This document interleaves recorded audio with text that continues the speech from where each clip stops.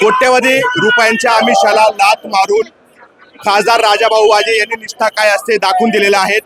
Nashik road railway स्टेशनवर राजाभाऊ वाजे यांचं जोरदार स्वागत झालेलं आहे आणि अखंड शिवसैनिक या राजाभाऊ वाजे यांच्या या स्वागताला उपस्थित आहे।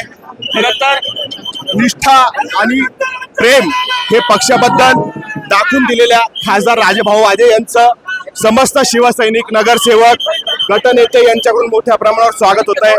दिंडोरीचे खासदार या ठिकाणी भास्कर भगरे हे देखील उपस्थित आहे आणि परिस्थितीमध्ये मोठा जल्लोष या ठिकाणी शिवसैनिकांमध्ये पाहायला मिळतो आहे।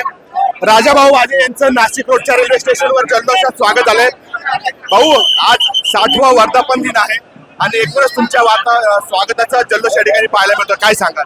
मला वाटतं की माझ्यासाठी 60व्या वर्धापन दिनानिमित्त ही माझ्यासाठी एक भेट आहे। एवढे लोक माझ्या स्वागतासाठी। भाऊ, दिल्लीमध्ये तुमची मुलाखत समस्त भारताने हिंदुस्थानाने पाहिली, भाऊक झाला होता, काय तो क्षण होता? असं मला माझ्या वडिलांची प्रतिक्रिया समजली, त्यामुळे मी थोडं भावुक। डोळ्यात अश्रू होते भाऊ। दुसरीकडे उद्धव ठाकरेंसोबत राहिल्याचा आनंदही तुमच्या डोळ्यातून दिसत होता। मी निष्ठेने वागलो याचा आनंद आहे। भाऊ, जल्लोष मोठ्या प्रमाणावर आहे, सामान्य शिवसैनिक तर आहेच, पदाधिकारी देखील आहे, परंतु एक नाशिककर देखील आज तुमच्या स्वागताला या ठिकाणी उपस्थित आहेत। नाशिककरांना नेमका यातून काय मेसेज जातो?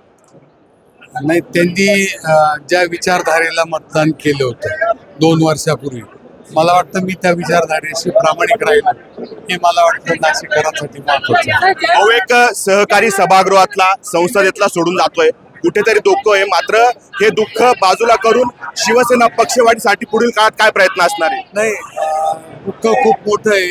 2 वर्ष त्यांच्या बरोबर मी काम केलं, त्याच्यातले काही जण बाजूला झालेले आहेत, परंतु मला वाटतं की आता आमची सर्वांची जबाबदारी जास्त वाढली। भाऊ, एकंदरच या सगळ्या प्रकारानंतर अब्जावधी रुपयांची आमिषे दाखवली गेली, कोट्यवधी रुपयांच्या विकास कामांचा निधी तुम्हाला दाखवला गेला, मात्र या सगळ्याला आपण बाजूला सारून निष्ठा काय असते हे दाखवून दिलं। आगामी काळामध्ये या सर्वांचा विकास कामांवर काय परिणाम होईल असं काय वाटतं का? नाही, आता विकास कामांवर परिणाम होतोच आहे, परंतु ज्या विचारधारेला लोकांनी मत दिलंय त्या विचारधारेशी प्रामाणिक राहणं मला वाटतं जास्त महत्वाचं आहे। येत्या काळामध्ये जी काही पक्षाची बांधणी आहे त्यासाठी नेमके कसे प्रयत्न असतील, सगळ्यांना सोबत घेऊन कामकाजाची पुढची दिशा काय असेल? मी आजपर्यंत कुणाचाही विरोध न करता जो पदाधिकारी आहे त्याच्याबरोबर काम केलेलं आहे। मी कधी आवड निवड केली नाही की मला हा पदाधिकारी पाहिजे, मला तो पदाधिकारी पाहिजे। संघटनेचं काम करावं आणि लोकप्रतिनिधी त्याचं काम करावं या नात्याने मी काम केलंय आणि आता मला असं वाटतं की आता मेहनत जास्त करावी लागणार आहे आणि आम्ही सर्वजण मिळून ती मेहनत करू। काही वर्षापूर्वी मनोहर गार्डनला संजय राऊतांनी एक मुलाखत घेतली होती, त्याच्यामध्ये संजय राऊतांनीच तुम्हाला विचारलं होतं शिवसेनेत कधीपर्यंत? मी तेव्हाच जे उत्तर दिलं होतं मला वाटतं ते आज खरं ठरलं। काय उत्तर? जोपर्यंत मी आहे तोपर्यंत शिवसेना। हे होते नाशिकचे खासदार राजाभाऊ वाजे। नाशिक रोडच्या रेल्वे स्टेशनवर खासदार राजाभाऊ वाजे यांचं जल्लोषात या ठिकाणी स्वागत होत आहे। काही दिवसांपूर्वी शिवसेनेच्या 9 खासदारांपैकी 6 खासदारांनी एकनाथ शिंदेची वाट धरत शिंदेच्या गटात सामील होण्याचा निर्णय घेतला, मात्र उर्वरित जे 3 खासदार आहेत त्यापैकी एक अनिल देसाई, दुसरे आहेत राजाभाऊ वाजे जे नाशिकचे खासदार आहेत आणि तिसरे आहेत अरविंद सावंत। हे जे 3 खासदार आहेत त्यांनी उद्धव ठाकरेंच्या सोबत राहणं पसंत केलं आहे। त्याच्यामुळे एकच निष्ठा काय असते दाखवण्याचा प्रयत्न किंवा किंबहुना निष्ठा आणि प्रेम हे शिवसेनेवर कसं आहे हेच या राजाभाऊ वाजेंनी दाखवून दिलेलं आहे। कारण की अब्जावधी रुपयांचा या ठिकाणी आमिष राजाभाऊ वाजेंना दाखवलं गेलं। 50 कोटी रुपयांच्या निधीचा देखील आम्ही तुम्हाला विकास निधी देतो असं दाखवण्यात आलं, असं सांगण्यात आलं, मात्र तरी देखील कुठल्याही एका पैवर डगमळीत होता राजाभाऊ वाजे यांनी उद्धव ठाकरेंशी एकनिष्ठ राहणं पसंत केलंय। उमेश आवनकर, दिशा न्यूज, नाशिक।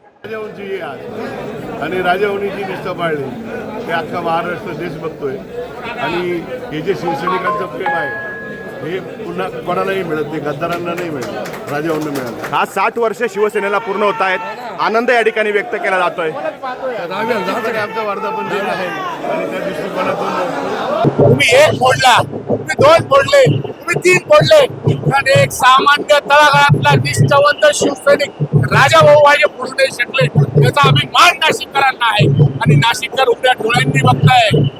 मागच्या 2 वर्षापूर्वी एका कलंकित गद्दाराने नाशिकला कलंक लावला होता. तो कलंक आज दिसला गेलेला आहे.